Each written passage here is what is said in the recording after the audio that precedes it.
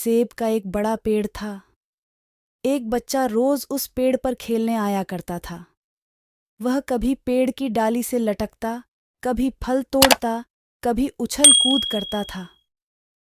सेब का पेड़ भी उस बच्चे से काफी खुश रहता था।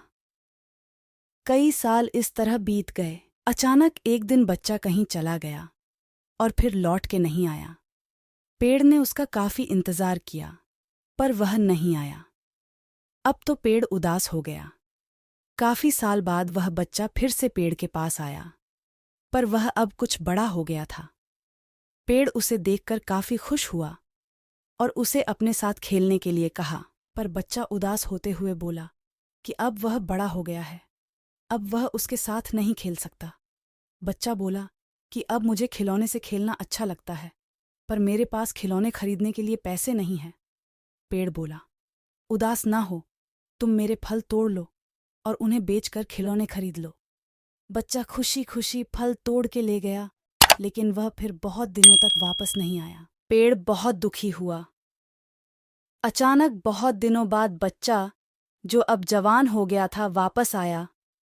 पेड़ बहुत खुश हुआ और उसे अपने साथ खेलने के लिए कहा, पर लड़के ने कहा कि वह पेड़ के साथ नहीं खेल सकता। अब मुझे कुछ पैसे चाहिए, क्योंकि मुझे अपने बच्चों के लिए घर बनाना है। पेड़ बोला, मेरी शाखाएं बहुत मजबूत हैं, तुम इन्हें काट कर ले जाओ और अपना घर बना लो। अब लड़के ने खुशी खुशी सारी शाखाएं काट डालीं और लेकर चला गया। वह फिर कभी वापस नहीं आया।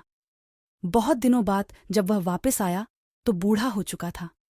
पेड़ बोला, मेरे साथ खेलो, पर वह बोला कि अब मैं बूढ़ा हो गया हूं, अब नहीं खेल सकता। पेड़ उदास होते हुए बोला कि अब मेरे पास ना फल हैं और ना ही लकड़ी, अब मैं तुम्हारी मदद भी नहीं कर सकता। बूढ़ा बोला कि अब उसे कोई सहायता नहीं चाहिए, बस एक जगह चाहिए जहां वह बाकी जिंदगी आराम से गुजर सके। पेड़ ने उसे अपने पास में पनाह दी और बूढ़ा हमेशा वहीं रहने लगा। मित्रों, इसी पेड़ की तरह हमारे माता पिता भी होते हैं। जब हम छोटे होते हैं तो उनके साथ खेलकर बड़े होते हैं, और बड़े होकर उन्हें छोड़कर चले जाते हैं, और तभी वापस आते हैं जब हमें कोई ज़रूरत होती है। धीरे धीरे ऐसे ही जीवन बीत जाता है। हमें पेड़ रूपी माता पिता की सेवा करनी चाहिए, ना कि सिर्फ उनसे फ़ायदा लेना चाहिए।